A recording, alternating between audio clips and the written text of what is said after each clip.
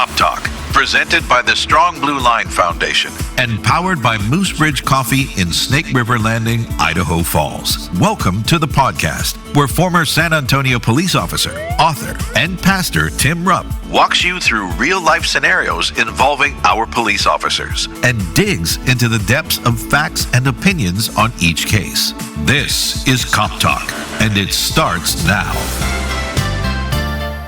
Hello and welcome to the Strong Blue Line's Cop Talk. I'm Tim Rupp in the Rev.fm studio. With me is Operations Manager. You know, I fought that last year, but this is a new year. It's a new year. We've got it. Operations Manager Gary Austin. Hey, Tim Rupp. Gary. Thank you. Welcome to you as well. Hey, last two shows were great with Gordon, weren't they? You know, you really need to get the book. It's really a good book. Yeah. And I'm not sure if he's got it on audio yet. I encouraged him to do audio. So if he does not have it and you know Gordon, ask him to get it on audio. Yeah, encourage him to get it on audio.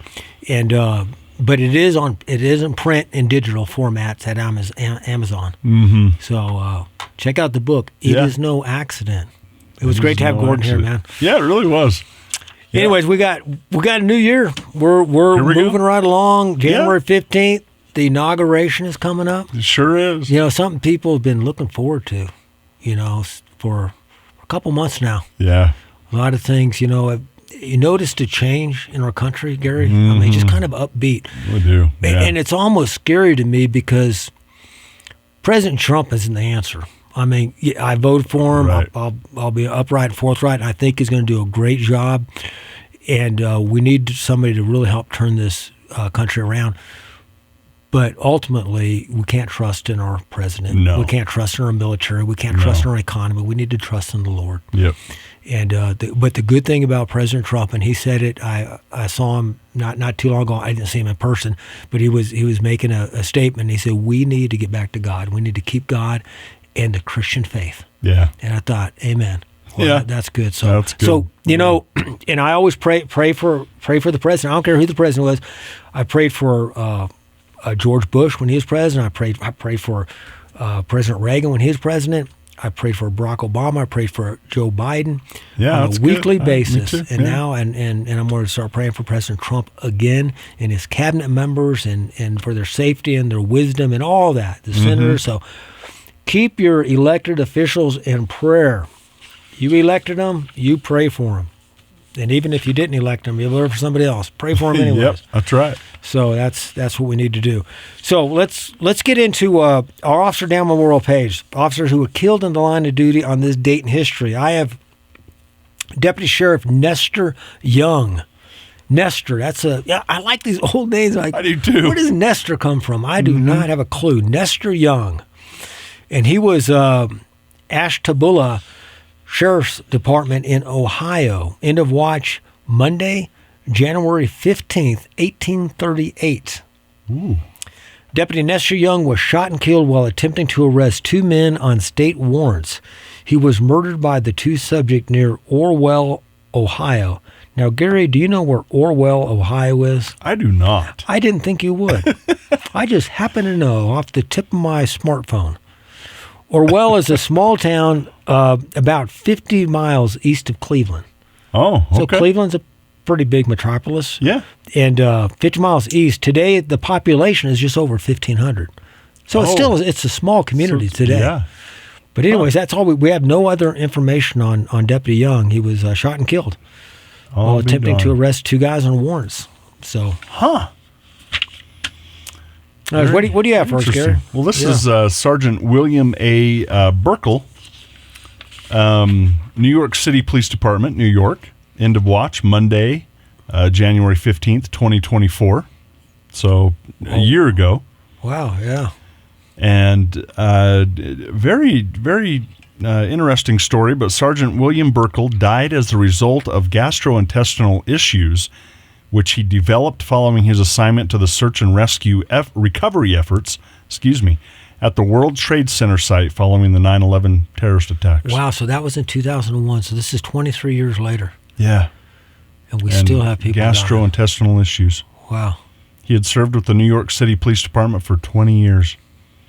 survived by a wife, son, daughter, mother, and sister. He was 57. So, I'll be darned.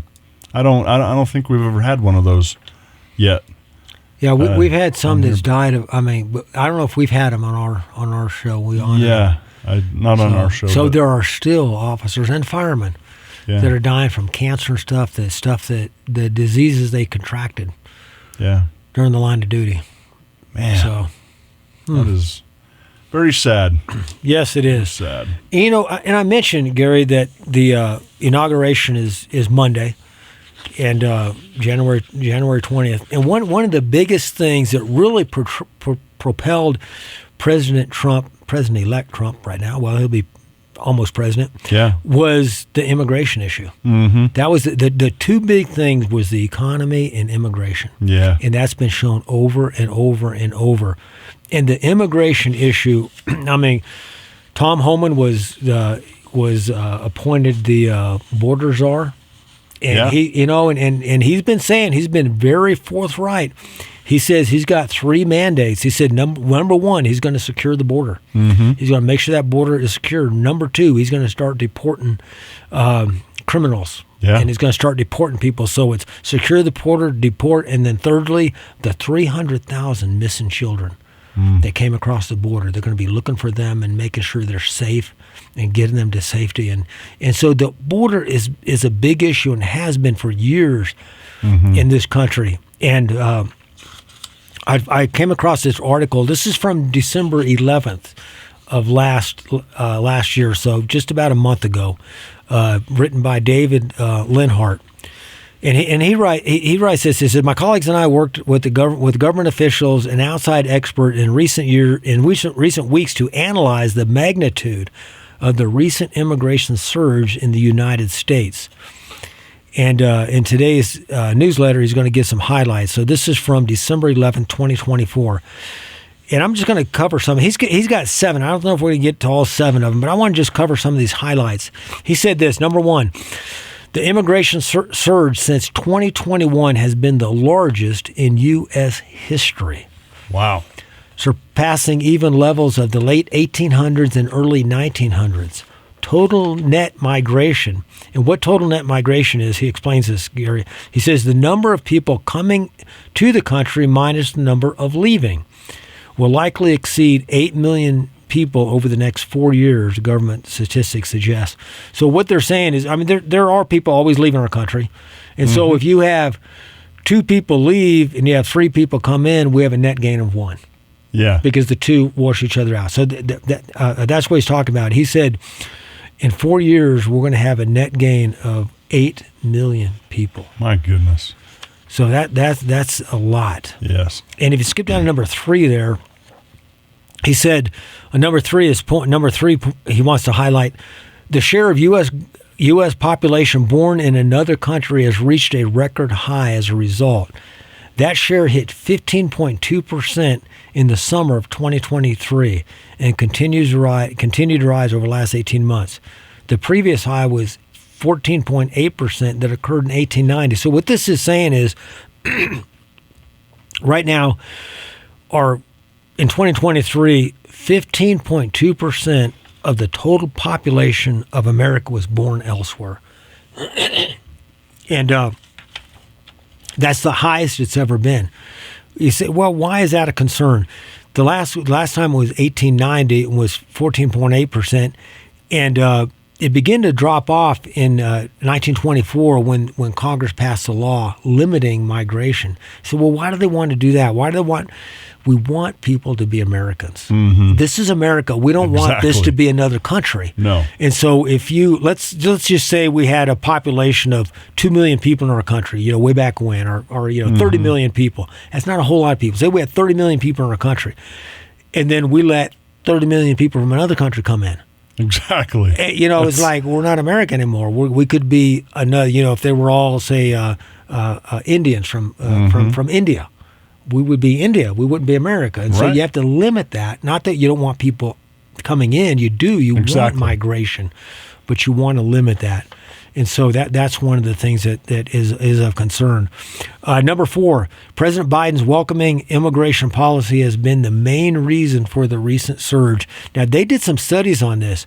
And during his 2020 campaign, Biden encouraged more people to come to the U.S., and he loosened several policies after taking office. The Biden administration officials sometimes argue that outside events such as the turmoil in Haiti, Ukraine, and Venezuela have been the main cause for the surge. But the events did not play a role. It's because of his loosening of the rules that encouraged people to come over. So that's been documented. That's what they learned. Number 5. More than half of the net migration since 2021 has been among people who entered the country illegally. That's the big concern. Half of them are illegal. Of the roughly 8 million net immigrants who came into the U.S. over the past 4 years, about 5 million, or 62%, were unauthorized. Number 6, the unprecedented scale of recent immigration helps explain why the issue played such a big role in the 2024 election. Polls show that the sharp rise in immigration was unpopular with most Americans, especially among working-class voters, some of whom complained the strained social services, crowded schools, and increased homelessness. You know, it's had such a big impact in our country. If you remember, Gary, recently, the prices of housing has just shot up. And one of the big reasons is people come; they need a place to live, and they're going to go somewhere. They buy houses. They get into houses. The government sponsors them into houses and in apartments, and then there's supply and demand, and the prices go up. The very last comment here says, the very last paragraph says this: it remains unclear how far Trump will go and whether his plan to remain popular once he begins to implement. Either way, the pace at which immigrants enter the U.S. has already fallen significantly from the peak levels of 2022 and 2023 and may continue to fall after Trump takes office. Historically, in both the U.S. and other countries, very high levels of immigration often cause a political backlash and leads to new restrictions. So it's something that it's a serious issue, and it needs to be dealt with. It really does, Gary. And like anything else in this country, we are a country of laws, and laws have to be abide by. And the law of the land is the U.S. Constitution. Right. And the U.S. Constitution, of course, was written and adopted in 1887. I'm sorry, 1787, I think it was, at the Continental Congress of 1887. And so, and of course, the first 10 amendments, and then we've had amendments after that. And I think we have 27 amendments. That's not a whole lot. The first 10 are the Bill of Rights. Right. So since the beginning, we've only had 17 new amendments. That's not a lot of amendments. No. The 14th Amendment was ratified, I think, in 1868. It was in response to the Civil War, and actually in response to black people in our country not being seen as citizens. They were slaves. They were not considered citizens. They were freed, of course, after the Civil War, and so this is a response to it. And it's this amendment. This amendment is so critical, and it has to do a lot with people coming to our country.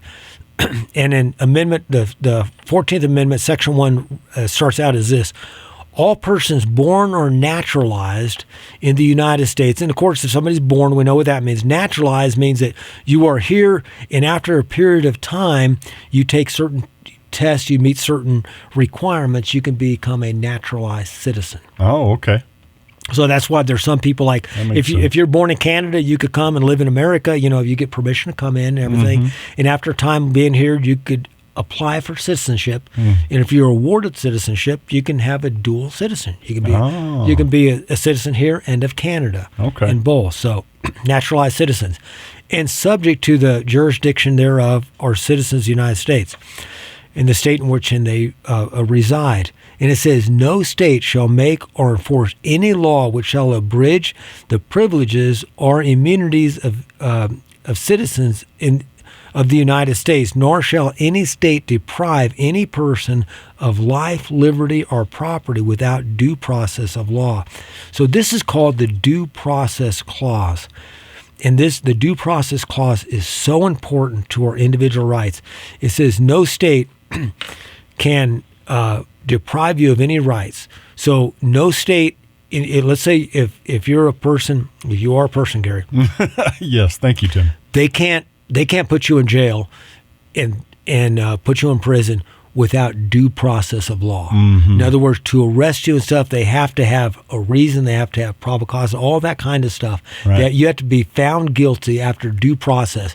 And just because you were born in Pocatello and your daddy was a policeman in Pocatello, if I come in from Texas, I get the same rights as you do. Mm-hmm. Just because your dad's policeman doesn't Right. make any difference. I get to say, well, you shouldn't be treated special. And that's what it's saying, that everybody's treated the same. Yeah.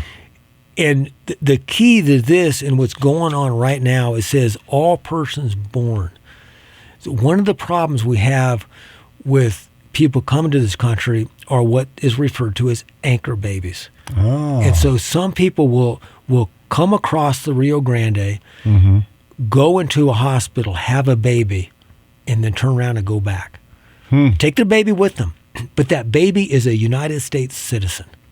They're born. Some people come here on vacation. They may fly over from France or from wherever, China, Japan. They come over here. They're 9 months pregnant. Oh, I had a baby. They fly back. That baby is a U.S. citizen. Huh. And so what does that do? That makes, okay, they have certain rights and privileges, and all of a sudden Right. mom is coming over, and then she's bringing people, and well, we're coming over because I want to be with my son who's a U.S. citizen. Your son's a 6-month-old baby, Yeah. But you can see the problems it causes. And so what are we going to do with this? And President Trump has said some things. He's going to address this issue. And what you have, it's one thing if you come over here legally, Gary, we go back to our relatives. Somewhere along the line, somebody came over from somewhere else. Right. Right? Yeah, I can. Yeah. On my mother's side, they came over from Ireland, I found out. No. I didn't know I was Irish, did you, lad? You didn't know that, lad. I'm Irish. Anyways. But my dad from German. You didn't know that. Oh my goodness. So that's why I'm Wow. kind of schizophrenic. I can hear it. I'm The schizophrenic. relation. I got that German and that Irish stuff going on. I don't know what I am. Anyways, we came over, and so somebody came over, and then the first RUP was born here in America, and that person was a citizen of America. Yeah. A natural born citizen. Right. And then so it's important to have that, and we want people to come here. We do. We want people name me one person who is probably really famous, really smart, and maybe has rocket ships going up, and he came to America. Yeah.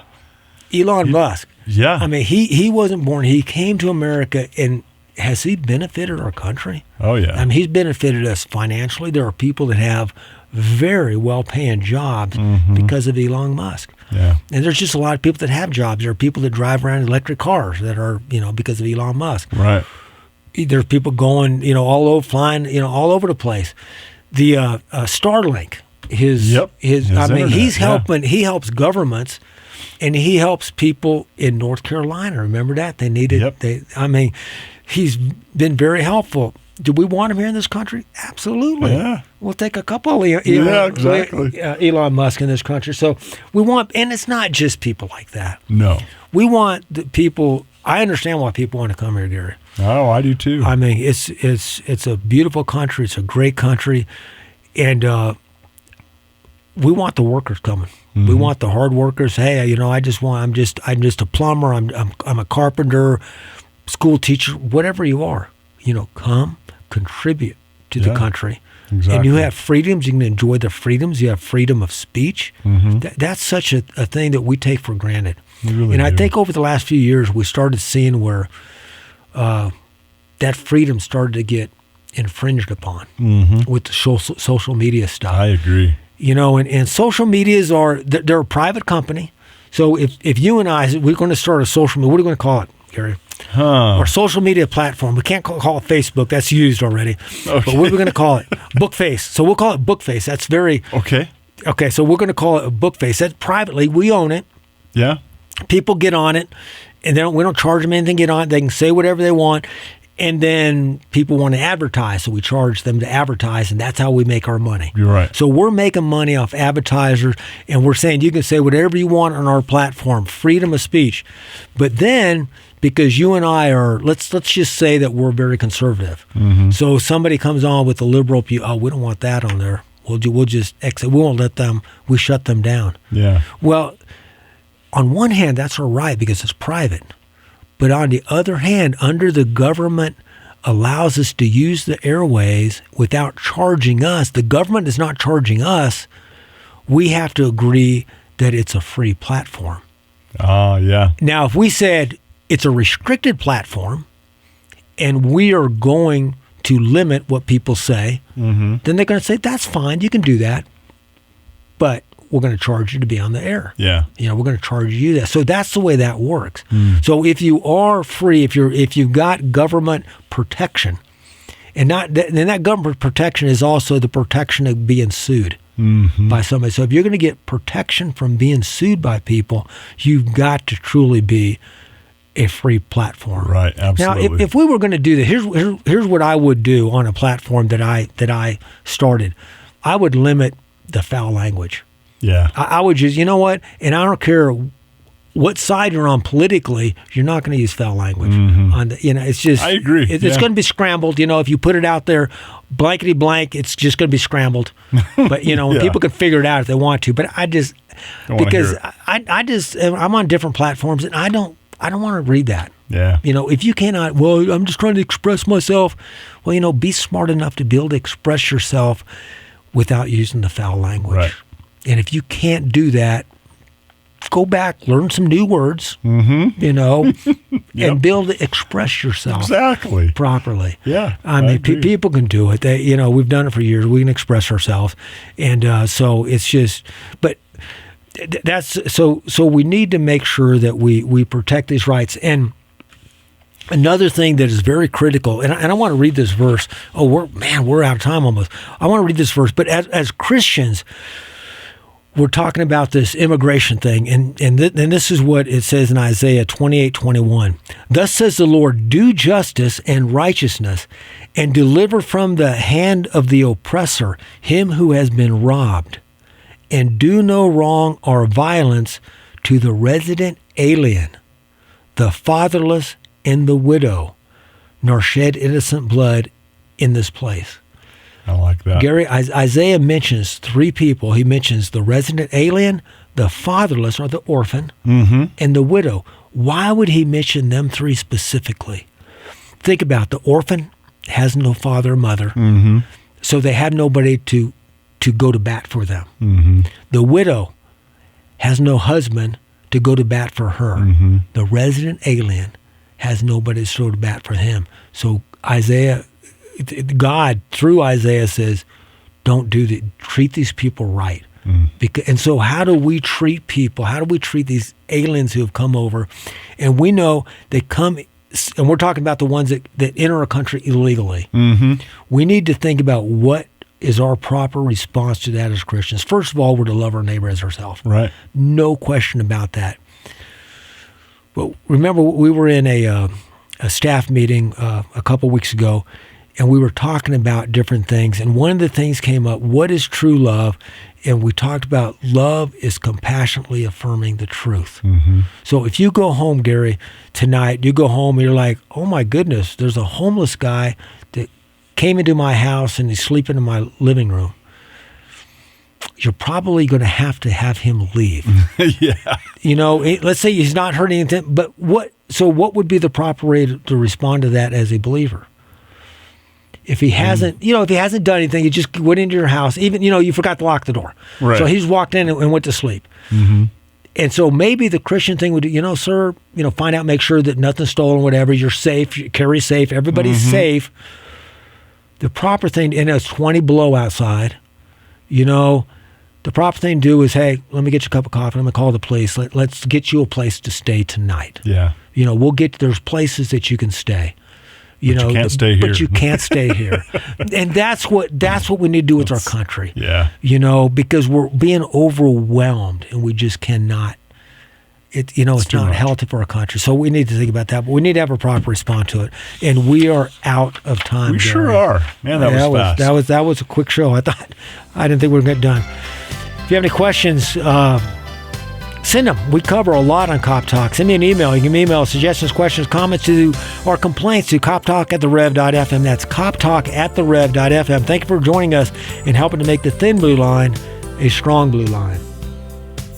Cop Talk is presented by the Strong Blue Line Foundation and sponsored by Moose Ridge Coffee in Snake River Landing, Idaho Falls. Questions and comments are always welcome by email to coptalk@therev.fm. Listen, follow, leave a review, and share this podcast on Spotify, Apple Podcasts, Amazon Music, or YouTube. And visit thestrongblueline.org to learn how you can be a supporter. Cop Talk is a Rev FM production, produced and edited by Gary Austin. Thank you for joining us on Cop Talk.